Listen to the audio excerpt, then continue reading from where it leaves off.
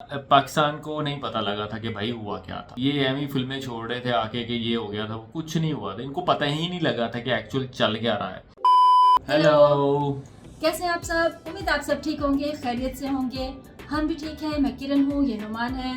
और आज की जो वीडियो है वो काफ़ी इंटरेस्टिंग वीडियो है। टाइटल से इंटरेस्टिंग लग बिल्कुल। रही है। ये एक्चुअली थोड़ी सी पुरानी वीडियो है लेकिन थोड़ी डिटेल में है और खान सर की ही वीडियो है। इसके ऊपर हमें कमेंट आया था, विष्णु गुज्जर के नाम से आईडी है भाई की। उन्होंने बोला खान सर की और वीडियो के ऊपर बनाया जाए। और भी काफ़ी कमेंट आ रहे हैं कि खान सर की 1965 की जो डिटेल है वॉर की वो भी बनाएं। उसके अलावा और भी उन्होंने बोला है लोग अपने भाइयों ने, तो सब आएगी, एक एक करके सब आएगी। सो आज की वीडियो है जी ब्रह्मोस अटैक इन पाकिस्तान। तो ये क्या है, इसमें क्या हुआ था? सुनने में ज़रूर आया था, आज से 2-3 साल पहले की बात है, सुनने में ज़रूर आया था कि कोई पता नहीं मिसाइल गिरा है या इस तरह का कुछ, डिटेल में नहीं पता था। लेकिन अब देखते हैं कि इस चीज़ में क्या है। जल्दी जल्दी हम वीडियो को शुरू करते हैं। And Vishnu, thank you so much आपके सजेशन के लिए। आप भी अपनी अपनी सजेशन दीजिए। तो हम वीडियो को स्टार्ट करते हैं। 1 2 3 स्टार्ट।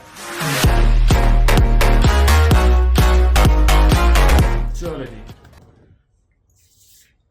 जय हिंद। पिछले एक हफ्ते से भारत की ब्रह्मोस मिसाइल पाकिस्तान में जाके हिट कर गई और लोग का कहना है वो जानबूझ की या नहीं की, ये मैटर ही नहीं है। मैटर ये है कि हिट किया क्यों, इसको समझते हैं लोग। देखिए, पाकिस्तान में हमारे यहाँ से ब्रह्मोस मिसाइल जो थी फायर की गई और वो पाकिस्तान में जाके गिर गई थी। और ये गिरी थी जब वहां पर, तो वो एक नॉर्मल से जगह पे गिरी थी जिसका नाम था मियाँ चानू। 9 मार्च को ये जाकर यहाँ पर हिट हो गई थी ब्रह्मोस मिसाइल। वहां 2-4 गो घर और था, किसी की मृत्यु नहीं हुई, लेकिन अंडर कंस्ट्रक्शन था, उड़ गया घरे दुआर। यहाँ पर वहां के लोग डर गए कि आखिर ये हुआ क्या है।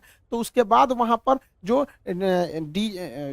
Inter service public relation officer होते हैं, ISPR, कहीं पे भी देखिएगा तो एक PR ऑफिसर होता है, PR पब्लिक रिलेशन। यही लोग सारे लोग पब्लिक से कांटेक्ट करते हैं। जैसे मीडिया वाले को पास भी एक पूरी की पूरी PR टीम होती है। अब किसी मीडिया वाले को मान के हमारा इंटरव्यू लेना है, खान सर का इंटरव्यू, तो उन लोग को क्या पता, वो अपने PR टीम को बोलेंगे कि खान सर का नंबर निकालो, बताओ कहाँ बात करना है। तो वो PR टीम ही काम करती है। तो हर डिपार्टमेंट का एक PR ऑफिसर होता है, पब्लिक रिलेशन ऑफिसर। वही बताता है क्या हो रहा है क्या नहीं हो रहा है, एक तरह का प्रवक्ता होता है।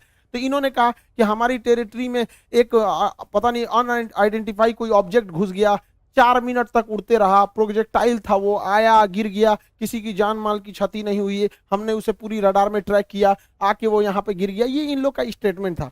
एक्चुअली में हुआ क्या था कि भारत से मिसाइल लॉन्च किया गया था, लेकिन ये दोनों देशों में विवाद न हो जाए इसलिए भारत सरकार के पहले से एक समझौता है 1999 का। 21 फरवरी 1999 में अटल बिहारी वाजपेयी और नवाज शरीफ के बीच में एक लाहौर एग्रीमेंट साइन हुआ था, लाहौर डिक्लेरेशन। इसमें कहा गया था कि अगर दोनों सेनाओं की ओर से अगर कभी भी गलती से कोई मिसाइल या हमला हो जाता है तो वो लोग हॉटलाइन पे बात करके इसका कंफर्मेशन कर देंगे कि जानबूझ के किया गया या गलती से हुआ है, इसकी अवगत करा दिया जाएगा। तो उसके लिए भारत की ओर से हॉटलाइन पे बात करके बता दिया गया पाकिस्तान को 2 दिन बाद कि भैया हमारी ओर से गलती से चला है। अब ये हॉटलाइन क्या होता है? ये हॉटलाइन फोन में कभी रिंग नहीं बजते। आप जैसे मोबाइल में डायल करते हैं किसी को, तो सोचो पहले बोलेगा नमस्कार, भारत ने 150 करोड़ कोविड टीकाकरण पार कर लिया, 175 करोड़। उसमें ये सब कोई रिंगटोन नहीं होता, वो फिक्स होता है। करना कहाँ है, हॉटलाइन होते हैं, उसमें 4-5 नंबर ही, मतलब लिमिटेड नंबर होते हैं, वहीं फोन करना। एक बार फोन करेंगे तो फटाक से वहां लग जाएगा। तो हमेशा इमरजेंसी में होता है। अगर हम कहीं किसी पे फोन पे बात कर रहे हैं और कोई नॉर्मल आदमी हमको कॉल करेगा तो उसको वेटिंग बता देगा, लेकिन अगर हॉटलाइन से कॉल करेगा तो जिससे हम बात कर रहे हो तो उसका फोन वहां कट जाएगा और डायरेक्ट आ जाएगा मेरे पास आदेश। तो ये हॉटलाइन 2 देशों के बीच में होता है। मुख्यमंत्री जब कॉल करते हैं तो हॉटलाइन से कर सकते हैं, प्रधानमंत्री वगैरह। तो हॉटलाइन से भारत सरकार ने उन्हें बता दिया कि ऐसा ऐसा हुआ है। शुरुआत में ये मामला दब गया था, लेकिन पाकिस्तान के लोगों को लगा कि उनकी तो मेरी बेइज्जती हो गई, किसी ने आया पूरा बजा के चला गया, इसकी जांच होनी चाहिए। अब ये भाई साहब ये कर रहे हैं कि इसकी जांच कराएंगे हम, कैसे मिसाइल आया और ऐसे हमारे देश के अंदर घुस गया 124 किलोमीटर। अब ये मामला लेके जाएंगे यूएनओ में सिक्योरिटी काउंसिल में उठाएंगे, रूस से कहेंगे, चाइना से कहेंगे, इस्लामिक ऑर्गेनाइजेशन के देशों से कहेंगे। इन लोग का कहना है कि यूएनओ तक में ये मामला उठेगा कि आखिर ये मिसाइल आया क्यों। ये गधा पाकिस्तान उसी चाल में फंस गया जिसमें हम इसे फंसाना चाहते थे। हम ये चाहते थे कि पाकिस्तान इस पर बवाल करे और ये मामला इंटरनेशनल हो, लेकिन इन गधों के यहाँ पता नहीं कोई इंटरनेशनल रिलेशन पढ़ाता भी है कि नहीं, इन गधों को कुछ नहीं पता, ये हल्ला कर दिए हैं। एक्चुअल में ये मिस फायर नहीं था, ये डायरेक्ट फायर किया गया था जानबूझ के। हम आपको कुछ प्रूफ देते हैं, आप समझिए क्यों डायरेक्ट फायर किया गया था। यह मिसाइल जब उड़ती है हरियाणा से तो यहाँ से लगभग हरियाणा पंजाब के बॉर्डर से 2 मिनट तक इंडिया में रहती है, फिर ये कर्व करके पाकिस्तान में जाती है, 4 मिनट तक ये पाकिस्तान में फ्लाई करती है। अब ये बताइए, जो मिसाइल ऑपरेटर इसे 4 मिनट तक फ्लाई कर रहा है, तो भारत में जो मिसाइल ऑपरेटर, उसे भी पता है कि वो इंडिया का बॉर्डर छोड़ दिया और पाकिस्तान में जा चुका है। तो पहला बात कि जब वो 4 मिनट तक दुश्मन की टेरिटरी में घुसा कैसे, ये इंडिया वाले को तो पहले से पता था। एक और गलती क्या थी, सेल्फ डिस्ट्रॉइंग सिस्टम होता है। जब कभी भी मिसाइल अपने रास्ते से भटकता है तो उसे मिसाइल के अंदर ऑटोमेटिक डेटोनेटर लगा होता है, जो मिसाइल को रास्ते में ही ब्लास्ट कर देता है, जिससे कोई नुकसान नहीं होता है। तो किसी भी मिसाइल को मारने से पहले उस मिसाइल का एक ऑपरेटर रूम होता है, उस ऑपरेटर रूम से उस मिसाइल को फायर किया जाता है। फायर करने के बाद वो ऑपरेटर इस मिसाइल को रडार पर देखता है, अगर रास्ता भटकता है तो सेल्फ फायर कर देता है। इस मिसाइल को सेल्फ फायर नहीं किया गया, बल्कि ऑपरेटर चुपचाप देख रहा था, मजा मार रहा था कि घुस गया है पाकिस्तान में चला गया है 124 किलोमीटर तक। तो एक ये दूसरा प्रूफ, और भी कई सारे प्रूफ हैं। तो समझिए कैसे ये नक्शा पाकिस्तान ने जारी किया, पाकिस्तान हमने ये जारी किया पाकिस्तान ने। इसमें जो तीर का निशान है ये दिखा रहा है मिसाइल किस तरह आया और कैसे ये यहां से जाकर यहां मियां चन्नू पे जाके गिर गया। यहां पर देखिए कैसे मिसाइल ने सबसे पहले अपने से अगर मिस फायर होगा तो सीधे जाएगा, अपने से मिस फायर होगा तो सीधे, ये टर्न नहीं मार सकता है अपने से, माल फंक्शन की वजह से, गड़बड़ी की वजह से 90 डिग्री का कर्व नहीं मार सकता जब तक उसको पाथ फाइंड नहीं किया गया होगा, पहले से नहीं बताया गया। तो पहला 90 डिग्री टर्न अपने से नहीं मारा गया होगा। दूसरा, इस मिसाइल में कोऑर्डिनेशन फिक्स था, किसी भी मिसाइल को मारने से पहले उसका जीपीएस लोकेशन कोऑर्डिनेशन फिक्स किया जाता है कि यहीं पर जाना है, लेकिन इसमें कोई बारूद नहीं था। देखिए अमूमन यही होता है कि पहले उसमें बारूद यानी वारहेड भरा जाता है, पहले उसमें वारहेड भरा जाता है, तो इसमें वारहेड था नहीं। जब वारहेड भर दिया जाता है तब उस मिसाइल में फीड किया जाता है कि इस मिसाइल को जाना कहाँ है। तो इस मिसाइल में जाना कहाँ है ये फीड कर दिया गया था, और वारहेड नहीं फीड किया गया था। और जाना भी कहाँ है, मियां चन्नू पे। यहाँ ना कोई स्ट्रेटेजिक लोकेशन है, ना कोई सेना का स्कूल है, कुछ भी ऐसा नहीं है। जानबूझ के भारत ने मिसाइल का वारहेड हटाया कि किसी की जान माल की हानि ना हो, और ऐसे जगह को चुन लिया जहां कोई स्ट्रेटेजिक महत्व नहीं है कि बवाल ना होगा, बस हमें मिसाइल घुसा के बवाल करना था, भयंकर बवाल नहीं कराना था। एक और देखिएगा, इस मिसाइल को अगर देखेंगे तो 104 किलोमीटर से ज्यादा ये भारत में रही है, 124 किलोमीटर गई है, उसके बाद भी ये एक्स्ट्रा गई है, यानी इस मिसाइल की रेंज जो थी वो 290 किलोमीटर ही है।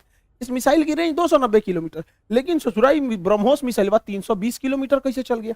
लगभग ये 30 से 40 किलोमीटर एक्स्ट्रा चला है। देखिए ये पाकिस्तान का ही नक्शा ही दिखा रहा है कि 33 किलोमीटर एक्स्ट्रा चल गया। ये बवाल है भैया, रेंज से 33 कैसे?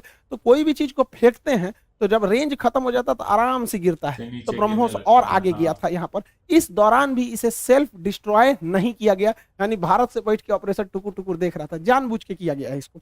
अगला देखिए, और भी ये खुद पाकिस्तान कर रहा है, उसको समझाते हैं।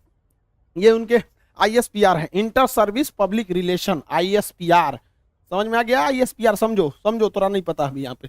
पहला इनका कहना है कि हम उस पर नजर बनाए हुए थे। देखिए इन निकम्मों को, इसके देश में 124 किलोमीटर कोई मिसाइल घुस गई, इसको ये लोग अपने रडार में बस नजर बनाए हुए थे। ये खुद कह रहा है कि हमने बस उसको ट्रैक किया, उसको 124 किलोमीटर, क्योंकि उस मिसाइल की रफ्तार इतनी ज्यादा थी, 3 मैक की थी, कि हम उसे मार के नहीं गिराए। जबकि जब भी कोई एयरफोर्स में कोई दूसरी देश का जहाज या कुछ भी हॉस्टाइल सिचुएशन में कोई चीज एंट्री करता है तो स्टैंडर्ड ऑफ प्रोसीजर SOP जो कहता है कि सबसे पहले उसको मार के गिराओ। तो इन लोगों ने मारा नहीं वहां पर। 124 किलोमीटर जब ये घुसा है तो कई बड़े शहरों के ऊपर से क्रॉस करके गुजरा है, कई हाई वैल्यू टारगेट को क्रॉस करके गुजरा है, क्या पता वहीं गिर जाता। तो इससे यह साबित हो जाता है कि इनके पास ब्रह्मोस को मार के गिराने की क्षमता है ही नहीं, वरना इतने हाई वैल्यू टारगेट के ऊपर से गया है, वहीं गिर जाता तब क्या हो जाता। ब्रह्मोस न्यूक्लियर कैपेबल मिसाइल है, यानी इनके देश के ऊपर से इतनी बड़ी मिसाइल चली गई। ये लोग केवल और केवल बेशरम लोग कह रहे हैं कि हम उसे ट्रैक कर रहे थे। करते रहो ट्रैक, यहां से इतना डिग्री कर्व मार के तुम्हारे यहाँ आके गिर गया।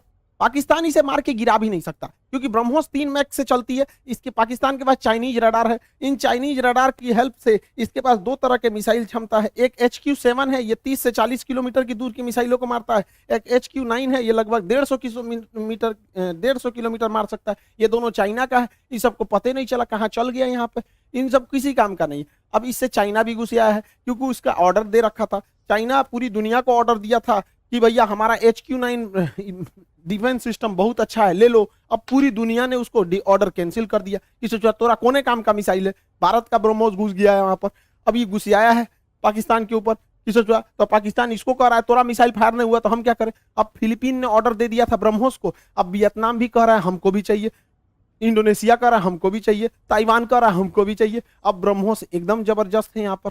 अभी भी किसी को डाउट होता है कि भारत से मिसाइल गलती से छूट गई है, अभी भी मन में डाउट है तो दिमाग लगाइए। हम आपको मिसाइल छूटने के 10 दिन पहले अपना एक वीडियो का छोटा सा क्लिप बना दिखाते हैं जो यूक्रेन मुद्दे पर बताए थे, उसको जरा ध्यान से देखिए और दिमाग लगाइए, आपको खुद पता चल जाएगा कि भारत ने मिसाइल जानबूझ के मारा था। इस दुविधा में हम लोग हैं कि अमेरिका का साथ दें कि रूस का साथ दें। इसके लिए सबसे अच्छा रास्ता क्या होता है समझिए। मान के चलिए हमारे दो बहुत करीबी आदमी हैं, उन दोनों का बियाह पड़ गया, तू कह रहा है कि हमरे बियाह में आना, तू कह रहा है हमरे बियाह में जाएगा, तो भैया हम एक में जाएंगे तो दूसरा से संबंध खराब हो जाएगा। एक काम करते हैं, वही दिन हम अपने बियाह कर लेते हैं, बातें खत्म हो जाएगा, भैया हम अपने बियाह में बिजी थे। इसी वजह से सबसे अच्छा तरीका है ना हम रूस के फेवर में जाएंगे और ना ही हम अमेरिका के फेवर में जाएंगे। सबसे अच्छा तरीका है मोदी जी को अपनी सेना को बोलिए कि गलवान घाटी में 2 किलोमीटर आगे घुस जाए। गलवान घाटी में जैसे 2 किलोमीटर आगे घुसेगी, लड़ाई तो करना नहीं है, उलझा के रखना है। 2 किलोमीटर जहां आगे घुसेगी उधर से चाइना वाले घुस जाएंगे, फिर वैसे ही स्टैंड ऑफ हो जाएगा। 2-3 महीना चलेगा, अमेरिका कहेगा ए बोलना रे रूस को, कहे हम कुछ करे, हम तो खुदे लड़ रहे हैं चाइना से यहाँ पे, तो हम दोनों शांत के शांत रहेगा। आपको क्या लगता है भारत को इधर उलझा देना चाहिए कि नहीं देना चाहिए? वरना आप मना करेंगे तो कोई ना कोई देश इस तरह से आपको कहेगा कि भैया हमारा साथ दो, उससे अच्छा हम खुद उलझे हुए हैं, बातें खत्म।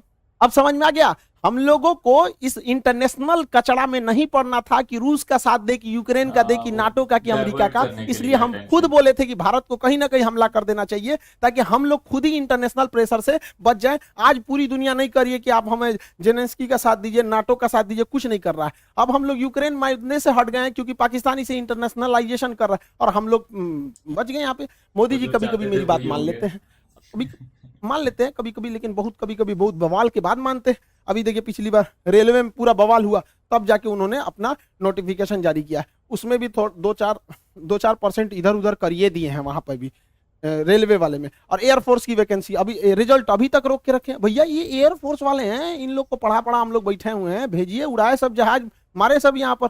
कितना लोग को हम लोग रोक के रखे यहाँ पर, तो कम से कम एयरफोर्स की तो रिजल्ट क्लियर करना चाहिए। मान जाते हैं मोदी जी बतिया, जैसे हमला करने वाला कैसे बोले 10 दिन में मान गए यहाँ पर, तो कभी कभी मानते हैं कभी कभी नहीं मानते। अब पाकिस्तान धमकी दे रहा है कि हम इस मिसाइल का रिवर्स इंजीनियरिंग कर देंगे। दूर बैल कहीं का रिवर्स इंजीनियरिंग करेगा, जब भारत ने इतना स्ट्रेटजी बना के मारा था। तो देखिए रिवर्स इंजीनियरिंग में जहाज का मेन चीज क्या होता है, उसका इंजन, पूरा इंजन तबाह हो गया, इंजन पूरी तरह तबाह हो गया। जो सीकर होता है, जो रडार होता है आगे, वो जहाज के अगवे लगा रहता है, वो थुथुर में पूरी तरह से उधिया गया है यहाँ पर। इसका जो सॉफ्टवेयर है, बिना सॉफ्टवेयर का जहाज उड़वे नहीं करता है, बिना सॉफ्टवेयर का मिसाइल नहीं उड़ सकता है, मोबाइल काम ही नहीं करता बिना सॉफ्टवेयर के। इनके सॉफ्टवेयर कहाँ है? तो अभी भी मिसाइल को देखिए, मिसाइल अपने से डिस्ट्रॉय नहीं हुई है, जानबूझ के इसे छोड़ा गया। तो पाकिस्तान कर रहा है, ये किस धातु का बना है ये हम पता कर लेंगे। रे ससुराल लोल, अगर तुम ये पता कर लेगा किस धातु का है तो तुम अभी तक बना चुका रहता कि किस धातु का है। धातु पता करके बता, इंटरनेट पे मिलता है, हमरा से पूछ लियो, आके हमसे पूछ लियो। केमिस्ट्री में जब मेटलर्जी चैप्टर पढ़ाएंगे ना, धातु कर्म चैप्टर पढ़ाएंगे, धातु शोधन, सांद्रण, निस्तापन, भंजन, वहीं बता देंगे मेटलर्जी में तुमको। ब्रह्मोस का खोजेंगे लोल कहीं का, कौन सी बचल है ब्रह्मोस में? कुछ नहीं मिलने वाला है। लेकिन हाँ, ये बवाल कहेगा हमने ब्रह्मोस का कॉपी बना लिया, अमेरिका के टॉमहॉक का हमने कॉपी किया था, हमने कॉपी बना लिया। ऐसा कुछ कॉपी नहीं बना पाएंगे क्योंकि बहुत ही टफ इंजीनियरिंग होती है इसके अंदर। आपका आगे का जो रैमजेट इंजन है ये बर्बाद हो चुका है, फ्यूल सिस्टम बर्बाद हो चुका है, प्रोपल्सन सिस्टम बर्बाद हो चुका है, नेविगेशन सिस्टम बर्बाद हो चुका है। खाली खोपड़िया मिलेगा तो ये बना लेंगे मिसाइल। यहाँ पर गुलेल बनाना है, देख के बना लेंगे, लोल कहीं के यहाँ पर मिसाइल बना लेंगे। और तुम बना, भारत के पास पहले मिसाइल बनाने के बाद परीक्षण केंद्र जो था वो पोखरण में था, यहाँ परीक्षण करते थे, चांदीपुर में परीक्षण करते थे, व्हीलर द्वीप जिसका नाम कलाम द्वीप है उड़ीसा का, इसे करते थे। फिर नया जो था कर्नाटक के चित्रदुर्ग में परीक्षण करते थे। 4 जगह हम लोग का परीक्षण केंद्र था। अभी नया 5वां परीक्षण केंद्र खुल गया है पाकिस्तान। अब हम लोग हमेशा कभी कभी इधर परीक्षण करते रहेंगे ब्रह्मोस वगैरह का। और पाकिस्तान का नया सरदर जो है ब्रह्मोस जो है वो नेवी से तो मार ही सकता है, एयरफोर्स से मार ही सकता है, जमीन वाला तो अभी मार के गया है।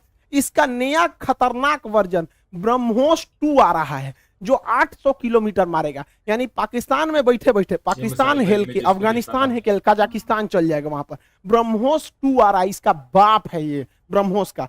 अभी इसी से नहीं लड़ पाए तो दादा आ रहा है। दूसरा ब्रह्मोस NG आ रहा है, बहुत हल्का रहेगा और बहुत दूर तक मारेगा। तो तुम ससुरे, एक तो तुम्हारे बाप के बस की बात है नहीं रिवर्स इंजीनियरिंग, क्योंकि बचा ही कहाँ है। अगर उस तरह से देखिएगा तो हम तो वियतनाम को, फिलीपीन को बेचे हैं, वही बना ले रिवर्स इंजीनियरिंग। रिवर्स इंजीनियरिंग इतना आसान है तो हम लोग राफेल खरीद के लाए हैं, नहीं बन जाएगा। और तुम्हारा रिवर्स इंजीनियरिंग इतना तगड़ा है तो अमेरिका से तुम F-16 जहाज खरीदे हो, तुम उसको 20 साल से उड़ा रहे हो। अब बैल आज तक तुम अपने जहाज J-17 का एक तो इंजन नहीं बना पाए, कौन सी रिवर्स इंजीनियरिंग करते हो? मनोवैज्ञानिक दबाव बनाओगे कि हमारे पास ब्रह्मोस 2 आ गया, ब्रह्मोस का कॉपी आ गया है, तो जो एकरे बस का कुछ नहीं है। ये बस मेकअप करेगा, चौथे शादी की तैयारी करेगा। ये आंटी जी खैर चाचा है, कोई बात नहीं, हम क्या करेंगे। बैल कहीं का, तुम सुधर जाओ, ऐसा कुछ नहीं होने वाला है यहाँ पर। इसलिए रिवर्स इंजीनियरिंग नहीं हो पाएगी। इसको 1 साल से हम समझा रहे हैं, नहीं समझ पा रहे हैं यहाँ पर। इससे कोई रिवर्स इंजीनियरिंग नहीं होगी। अब आप समझ गए होंगे, भारत ने जानबूझ के मारा था यहाँ पर ब्रह्मोस, इसी बहाने ब्रह्मोस का सक्सेस भी हो गया, डिमांड भी बढ़ गया। और आप लोग का जो बैच था अच्छा जी, अच्छा, to be honest little bit aggressive थे खान साहब, ठीक है, लेकिन जो रिवर्स इंजीनियरिंग वाली बात है ना, वो बिल्कुल ठीक की है इन्होंने। कि अगर हम इतने ही काबिल होते, इतनी ही रिवर्स इंजीनियरिंग कर रहे होते, तो हम फिर दुनिया से चीज़ें क्यों खरीद रहे हैं? हम खुद क्यों नहीं बना लेते?